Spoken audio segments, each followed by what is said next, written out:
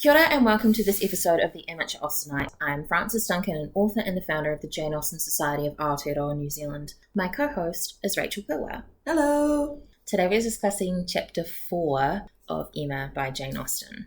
In Chapter 4, we learn more about Harriet as Emma begins to guide her. You can see the guiding in the second sentence. Emma lost no time in inviting, encouraging and telling her to come to Hartfield. So that's pretty much how Emma's MO. I'm going to suggest you do a thing, encourage you to do a thing, and then I'm just going to tell you to do it. And honestly, it's effective. You ask once, then you prompt, and then you order. You say, no, you've got to do this. Honestly, best way for anyone to get me to actually do a task is tell me to do the task. I'm like, yeah. And then they'll be like, hey, remember to do that task? And then I'll forget about it. And then I'll be like, oh, you need to do the task. And I'm like, yes. Other things occurred to my brain. ADHD brain. ADHD. Emma had very early foreseen how useful she might find her. This is another person and you're like, I can take her for walks with me. Is this your service dog? Yeah, Mrs. Weston isn't here to go for walks with me. My dad won't walk with me. I can't walk alone. It's unsafe. And I'm a woman. How unseemly. It was not pleasant to venture alone to Randall's. Also, Emma likes to chat. That's true. There's no one for her to talk to. She needs companionship. I mean, fair. Yeah, fair. But she wouldn't probably feel comfortable talking to her mate about anything. She is very much keeping with the class status quo, talking to, the help. I'm sure Emma treats them really well because she would think that's the appropriate thing to do, but she wouldn't be personal with them. Yeah, not a confidant.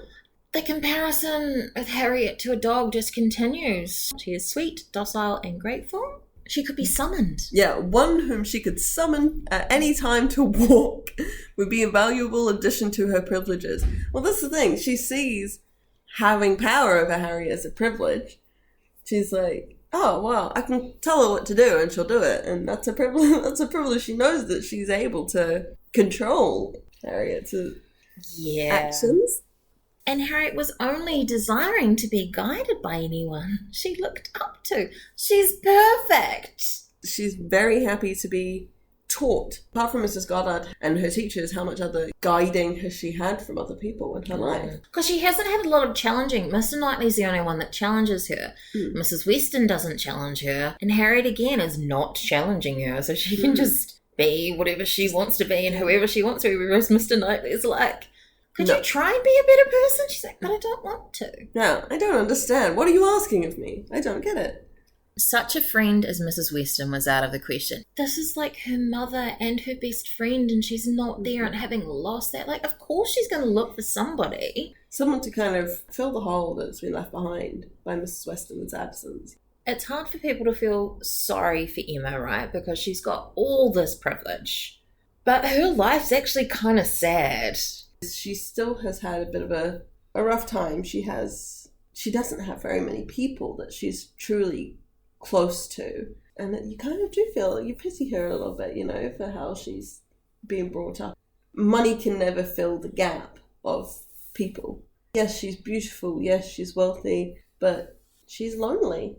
Celebrity culture, right? They'll often end up married to other celebrities because they understand what they're going through and stuff. But there's got to be a lot of, how can I trust the people around me are actually there for me? What does this person want? What are their motivations for spending time with me? Is it because they like who I am? Is it because they want something? You get that in Austen's characters. Mr. Darcy feels that very keenly. Yeah. While Mr. Bingley is very... Again, a bit like Miss Bates in his, he's very lovely and sweet and gentle and... Just not terribly smart. Not terribly smart, but Caroline protects him in her own way from people who would want to use him for his money. When you say that, you can see why Darcy is friends with Bingley, because Bingley's so transparent. He knows Bingley's not hanging out with him because he's rich. Yeah. Because Bingley's a genuinely nice guy. Someone who's going to be real. Yeah. Not like my adoptive brother who tried to run off with my sister.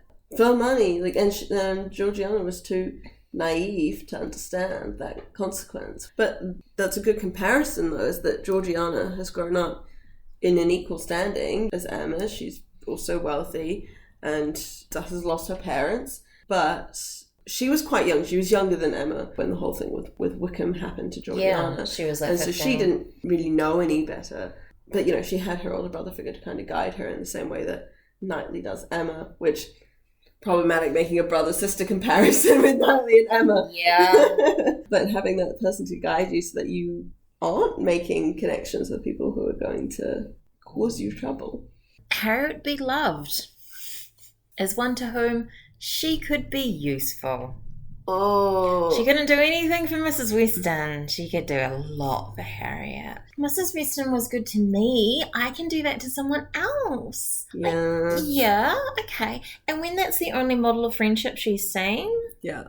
The one person giving and the other person taking. Emma's never had an equal relationship. No. During this time period, it must be really hard to have friends and stuff, particularly when you're like, women are supposed to be fighting against each other to get the good husbands, like even your siblings. You're competing against everybody all the time. Yeah, and then like slightest variation in rank. My sister's older than me, I should show her difference. Mm-hmm. She's married, she has a child.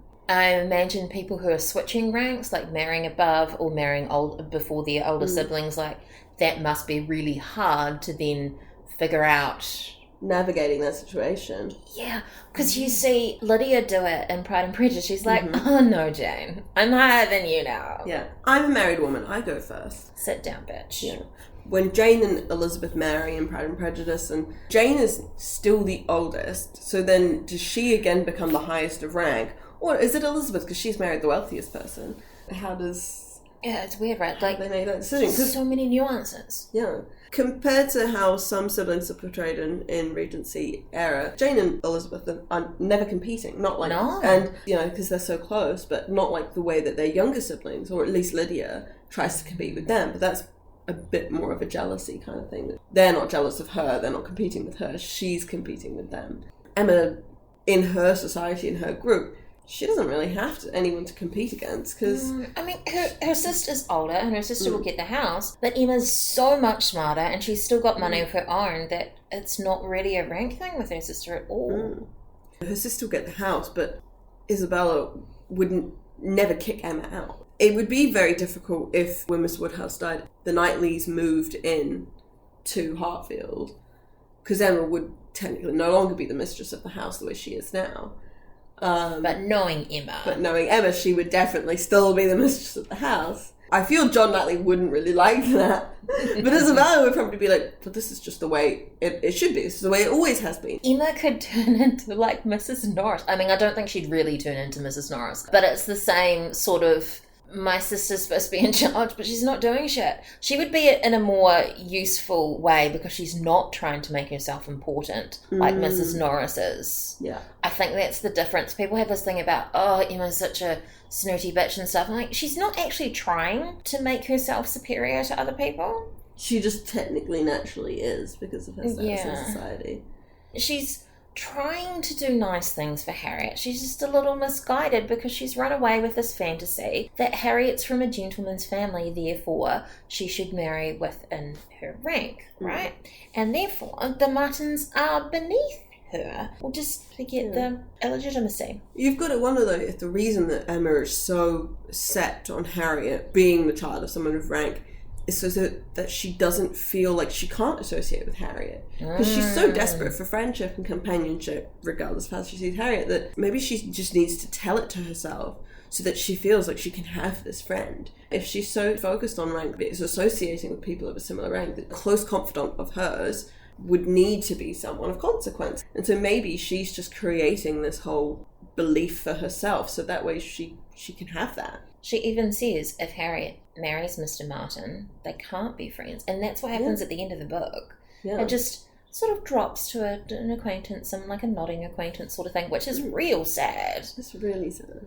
She raises Harriet, she gets to keep her. And I think that's what Emma really wants more than anything. She just wants to keep her people close because she's lost people. It's just her and her father. It's like she lost her mother. Her sister obviously got married and left. So did Miss Taylor, so Mrs. Weston. At the end of the day, she just wants people who are still going to be with her. Which is why Maybe. she should be a lesbian. Indeed. But also, like, so maybe abandonment issues. The rank thing, it comes up later when Mrs. Elton arrives. Everyone's treating her with such deference because she's a bride. She's not Emma's rank, but she's a bride, and brides should be treated a certain way. You can hear Emma being like, maybe I should just get married so I can put this bitch in her place. How long does the rank thing last after marriage? It's so confusing. The whole, who was the top dog? I don't understand, because it should always be Emma, but suddenly this woman swans in, and because she's married, she gets to go about. I don't get it. All this nuance, do not get it. My brain was just kind of thinking of it kind of like a wheel, where Emma's in the centre of this wheel and it's going around and society's going around her. And then Mrs. Elton comes in and she's kind of a stone that's stuck to the wheel and is just going around and like bumping the carriage every so often. And Emma's like, you're really annoying me, because it's like, I can't just continue on, you're there. And then eventually that stone's going to come off and everything's going to go back to the place. That's the visualization that my brain that thinks in visuals came up with. I love it. I really hope everyone's read Emma, because we're going way ahead. We're going way ahead. I'm so sorry to anybody who has not read it. Emma and Harry get to know each other better. Emma's trying to find out who her parents are, and it's so funny that Harriet just like, I don't know. I don't really care. Again, Such a well-adjusted character. Really, she probably should care. Maybe it's a sign that she's not well-adjusted if she doesn't care. Maybe it's a preservation thing, is that she's like, I'm never going to know. Why agonize over trying to figure it out when it should just be happy? She's in a really precarious situation, right? Finding out who her parents are could be both a blessing and a curse. Because on one hand, yes, she could find out that she's from quite a well-to-do family and circumstances landed her here. And so she could end up better off in people's eyes. She's still an orphan at the end of the day. Or they could find out maybe her parents were dirt poor and gave her up because they couldn't look after her. Or maybe they're merchants or whatever, It's like she might actually get more harm by finding out who her parents were.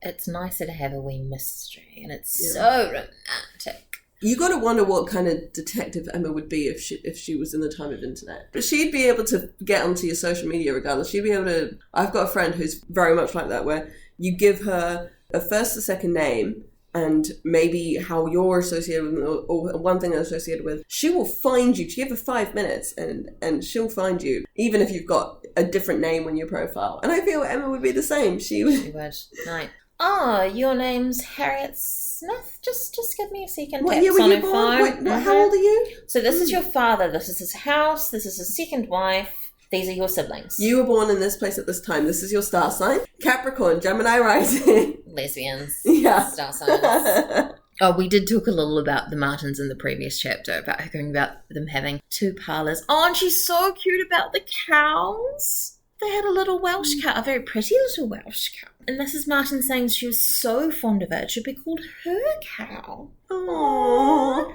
Cute. Having a pet cow. Farm animals freak me out, but I can understand how people think they're very cute. I keep seeing an Instagram reel of a woman being like, no, pet cows are great, because you know how you can get aggressively affectionate? You can't do that with little animals. Big ones, they don't mind. And she's just like climbing on the cow, giving it giant aggressive hugs, and I'm like, yes. Actually, yeah, no, that sounds pretty great. That sounds pretty good. I can't squeeze a cow to death, but I can hug one as hard as I possibly could. Yeah. They're so big. They're huge. Horses? So big. Scary. I mean, I know that they won't hurt you, but you're like, I feel like you really could very easily.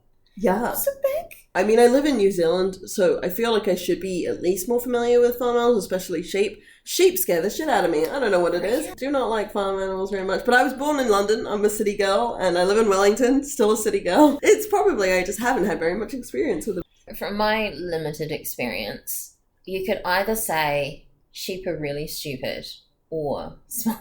And there's like no in between. No in between. So I've shifted cattle and sheep before. And sheep will just like come out and be like, ooh, there's some grass, and wander over and eat grass. And you're like, no, we're walking this way. Come on. Whereas cows are like, oh, we're shifting over to that paddock. Excellent. Form a single file and just walk. Does that mean that they're stupid or that they're smart? Follow Either way. They'll just follow instruction, And- or they'll just be like, oh, that person's going over there. And are sheep really smart? Because they're like, I don't care about what you want me to do. I just want to eat the grass. Yeah. It is much more convenient to shift cattle than it is sheep. So therefore, from my human perspective, cow's smart, sheep's stupid. Smart. And she's like, oh, it's so lovely to hear about this family. It's so funny. Oh, Mr. Martin's single? You were staying with a single man, his mother and his sisters. It's like, oh no. And then she gets Harriet to talk more of him. They had moonlight walks. He'd gone around 3 miles to get her walnuts. He had his shepherd's son into the parlour to sing to her.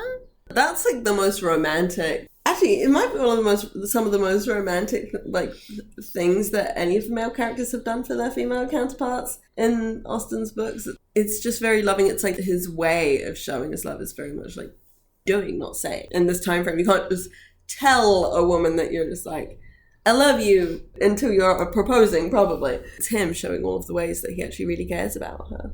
And that he cares about what she cares about. He waits till after she's not living with him anymore to propose, which I think is a good sign of respect. Because Jane Austen herself was very briefly engaged to a man. And the next morning when she broke the engagement, she had to leave the house. There's that feeling of, I'm in your house. There's a power dynamic going on here. It's like, I am literally right now living off your hospitality. You tell me to leave, then I have to leave. There's literally such a power dynamic, especially for someone in her rank. Even if she didn't want to, she might just feel obligated to say yes. Well, as we see, Harriet's very easily manipulated. It's very true. She really is. It's really lucky that she ends up with someone that actually cares about her. It's a true love connection as well, which is really sweet. And you can see the whole family are into it because Mrs. Martin is like, he's such a great son. He's going to marry. He's going to be a really good husband. Not that I'd want him to get married at all. When he's ready. And Emma's like, oh yeah, she knows what she's doing. She's trying to get them married. How very dare she? Yeah. Oh, Emma, calm down. You've just met this chick and you're like, I know what's better for her. Mrs. Martin's known her for quite some time. Emma, you've only known her like a week, if that. Just calm down. And she's trying to nitpick him, does he read? Is he handsome? Oh, he's not. He's quite plain, isn't he? He doesn't really read, does he? Harriet says, I thought him plain at first, but I do not think him so plain now, which makes me think of Mansfield Park. Mr. Crawford, he was black and plain, and then the Miss Bertrams are like, oh, we can't think that he's plain now. As you get to know someone, they become more attractive to you. Yeah, you like them more the more you know them, which is personally how I think it should be. Because if you don't like who someone is after the fact, why are you spending time with them? Yeah, I remember a girl in high school that everybody thought was attractive, and I'm like, no, I don't see it. I don't understand. Because she was a bitch. I could not see that she was attractive. Mm-hmm. Yeah. Because she wasn't. She was ugly on the inside. Yeah. And that's the thing, is Mr. Martin, beautiful both inside and out. Same with Harriet. Just lovely people when they would work really well. The way that Emma does talk about Mr. Martin here is reminiscent to me of how she talks about Jane Fairfax. Regardless of how well other people talk about them, she has no regard, and so whatever they do, they can never do anything right. They are both actually very lovely people, very sweet people, but she holds contempt for them because she sees them either as lesser or just she doesn't think that they deserve something. Mr. Martin doesn't deserve Harriet. Jane doesn't deserve all the regard that people give her.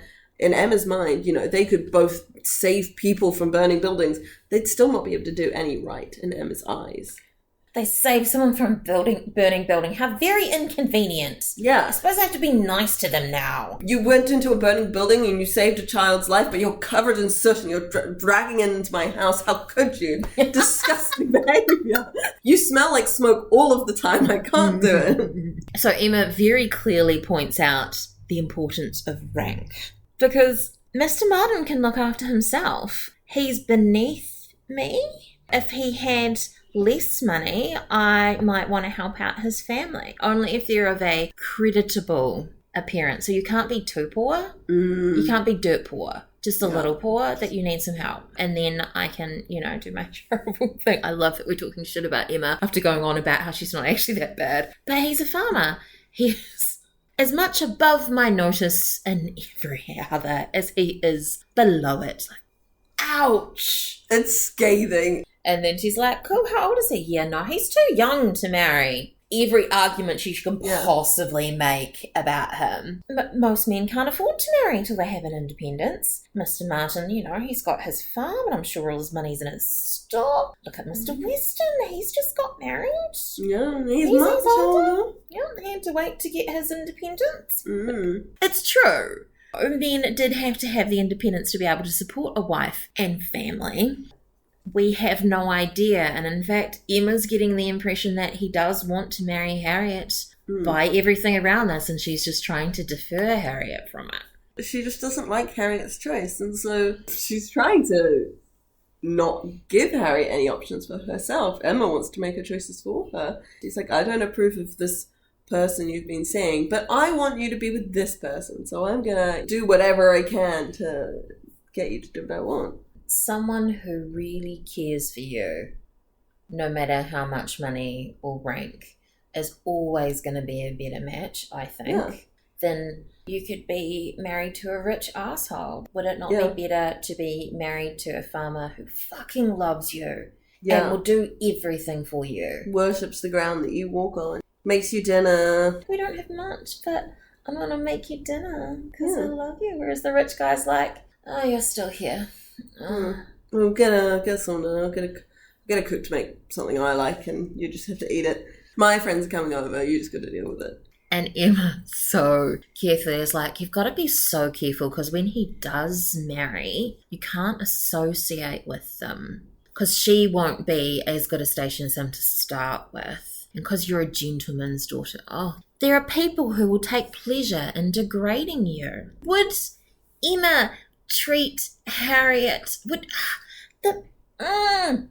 Harriet is beneath Emma for a friend, right? If she cares so much about rank, Harriet is beneath her. If she were not her friend, again, like Mr. Martin, she might see her walking past and potentially nod her head or something, but associating with her, no. If Emma wasn't basically playing dress up with this other person, she wouldn't even give Harriet the time of day. She would have just been like, oh, you're one of Mrs. Goddard's students. We mentioned in chapter 3 that Mrs. Goddard owed stuff to Mr. Woodhouse. He's potentially an investor or has given money towards the school. Emma is part of that family. So really, she has power over Harriet and Harriet's education in a way. Because if Harriet really slighted Emma, Emma could get her father to withdraw whatever support from Mrs. Goddard. Mrs. Goddard would want to keep in the Woodhouse's good standing. She might sacrifice Harriet if Emma and Harriet had a terrible enough falling out that Harriet couldn't stay there. So really, Harriet has so many reasons to just need to please Emma in any way that she can. The power dynamic is so unequal. Yeah, there's such an imbalance that no matter what, Emma was always going to be the superior. But again, Emma has no equals. That's true. It's true. But I was really interested in her turn of phrase about there will be people who take pleasure in degrading you. Oh, you mean like the Eltons? The guy that you wanted her to marry, and then he and his new wife are bitchy to Harriet? Yeah. And that is fully your fault. If Emma hadn't pushed so hard to get Harriet into the circle with her and the Eltons, then Harriet would have been... If Harriet hadn't met Emma, she would have probably been pretty well regarded in every circle that she was in. She wouldn't ever be degraded. She'd be seen as just this, probably the prettiest person amongst her circle, the kindest person. But amongst the Eltons, she's just kind of seen as this lesser being, beauty, no brains. Which is fine to have beauty and no brains when you're of a certain rank. We don't want women to think too much. I think it might be Northanger that if a woman is educated, she'd best hide it as best she can, something like that. Because we don't want you to be smart. Just be pretty. A man will never marry you if you have your own brain. Yeah, though Mr. Knightley. He does. But most of the heroes in Austen's novels is they actually are looking for intelligent women. They want a companion. They don't just want arm candy. Or a uterus. Darcy likes Elizabeth's stubbornness, he likes that she has a backbone, and especially because he does not. And I mean, Edward Ferrars, they fall in love with through their conversation because they can have that companionship. Obviously, Knightley and Emma have that very long-standing rapport.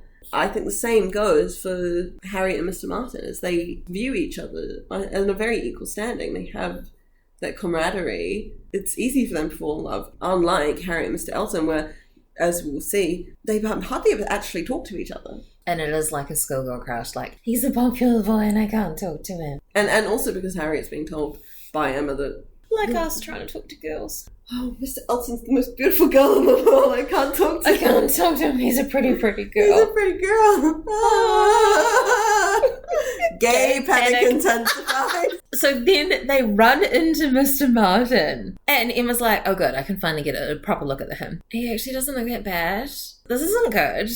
Okay, I have to completely disparage him. You've got to cut this. Like, he's pretty plain, you know? He's very plain, undoubtedly. Remarkably plain. Having to try and drag him down another peg or so that she doesn't... I thought he'd be more of a gentleman. Dude, what's wrong with someone who... I mean, this is the whole societal thing. What's wrong with someone who works for their money? It's like even lawyers, anybody with a job is also seen as below the people who do nothing. They just have money from family money. Whereas these days we look down on that and be like, what do you mean you didn't work for that? Yeah. Oh, Nepo baby. Nepo baby.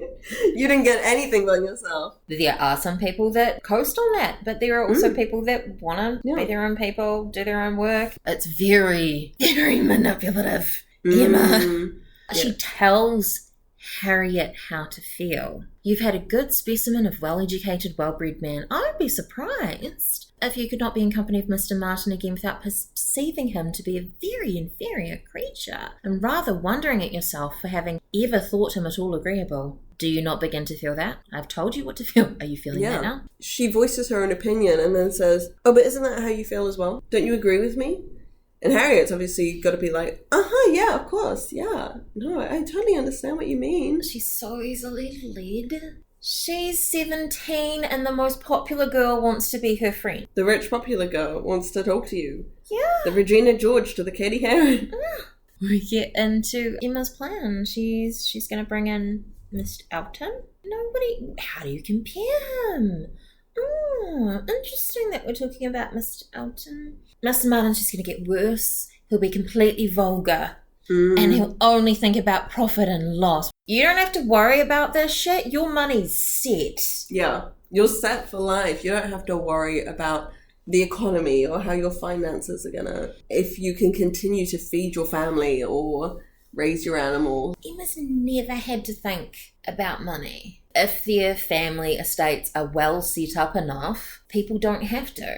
There's a little bit of management, but you can have surveyors and stuff do the management for you potentially. And so all you do is someone else is looking after my tenants. The tenants pay their money, I get the money. Yeah. You don't have to do anything, and it just generationally keeps going. Just keeps going. It's like landlords kind of suck. They just get property managers to do all the work for them and they take all the money. The only tenants we ever have issues with in my building are tenants that run through property management companies, not direct landlords. Well, it's not their property. They don't care. They don't care. There's the money's coming in. We don't give a shit. But in this, it's like they care in the way of, they'll go and visit their farmers. They'll try and look after them, but it's different again for Emma because she's not the one doing that day-to-day work either. Even if there is a property manager, or even if her father was doing it, or Mr. Knightley's always saying, well, he was seeing this person for a matter of business or whatever, he's actively participating in his estate. Emma's just kind of there, just like, my dad doesn't do any of this stuff. He's just at home trying to avoid the draft. We know that Mr. Knightley has tenants, and from the description of Hartfield, it sounds like they have an estate and they have money, but they don't have tenants. So that's not where their money comes from, as opposed to Donwell, where their money comes from the land and comes from tenants. So Emma really has absolutely no kind of clue about how important profit and loss actually are to a person's survival.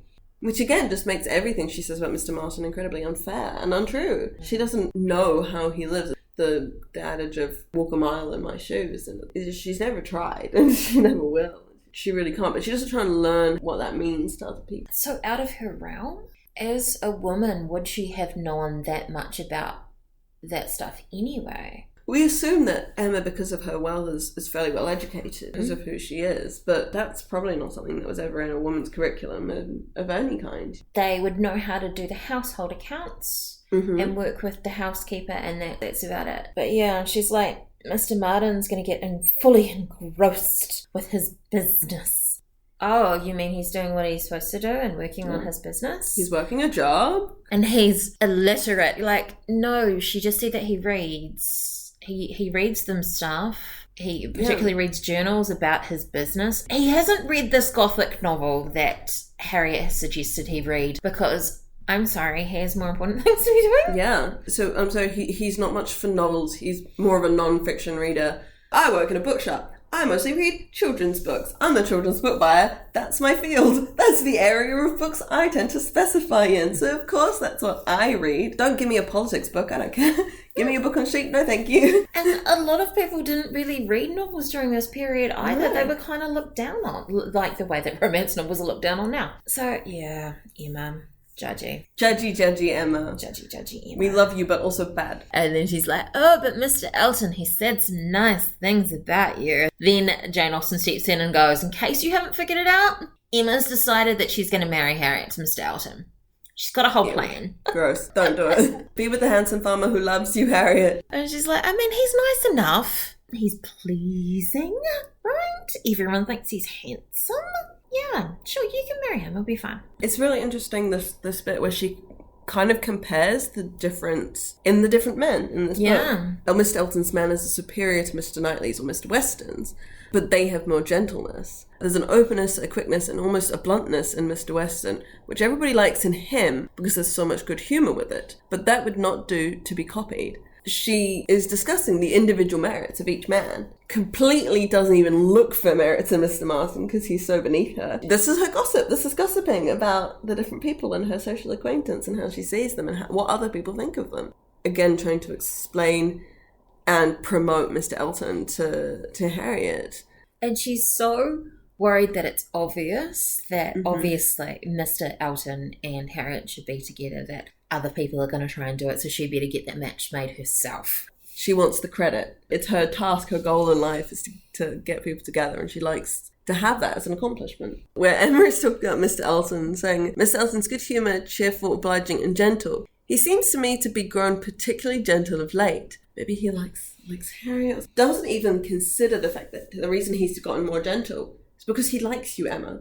He's focused on you. He's being gentle to you because he wants to social climb and he thinks that you... Which is kind of like, Emma, where's your vanity? Yeah. That you can't see that this guy would be all over you and not Harriet. Because she can be quite a proud person, Emma, but she just doesn't think of that for herself at all. The thing with Emma is she's so focused on her designs for other people. She's so focused on Mr. Elton and Harriet being together. She doesn't even notice that actually that's not how other people are thinking as well. She's like, oh, well, I want Mr. Elton to be with Harriet. Not giving Mr. Elton the choice of his own feelings either. She's just like, no, this is what I think should be happening. And she just kind of assumes that everything else is going to go along with her plan. She just is almost willfully ignorant to the thoughts and feelings of everybody else around her, except for Mr. Knightley, because he tells it to her plainly. The last line of talking about how, I think it says a lot about Emma's thoughts on Harriet as a person, because she says,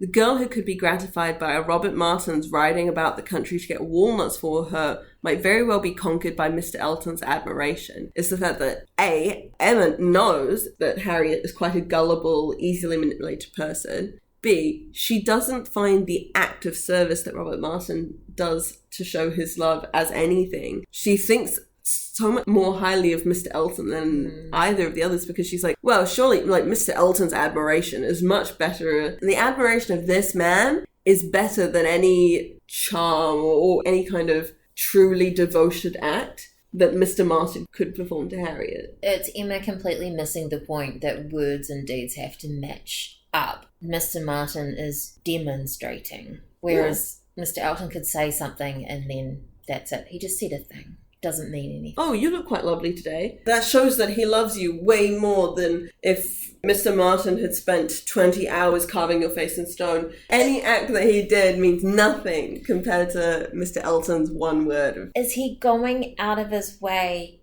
for you? Oh, if someone texts you every morning, it means you're improving. Like, do you know how easy it is to send a text message to somebody? It's so simple. It's not really doing anything.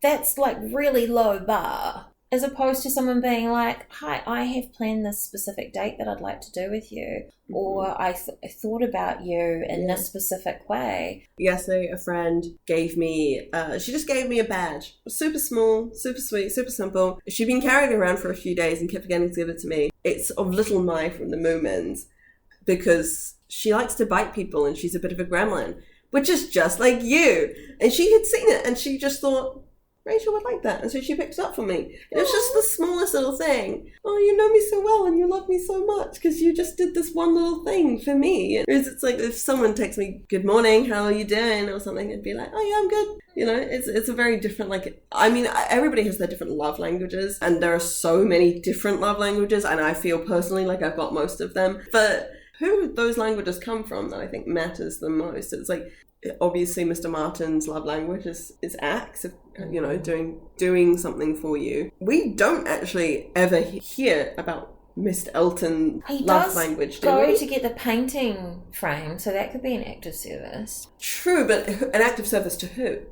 Because he does it because Emma wants him to do it. He doesn't. Oh no, it's definitely about Emma. Yeah, it's not about Harriet.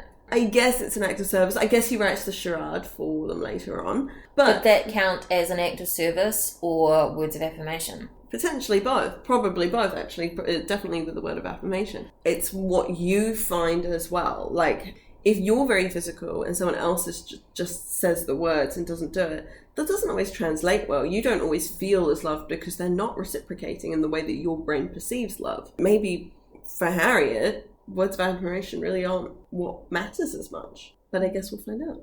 And that's our discussion of Chapter 4 of Emma by Jane Austen. I'm Frances Duncan. This has been Rachel Pilwell. Thank you for listening and we wish you happy reading. Yeah. Woo!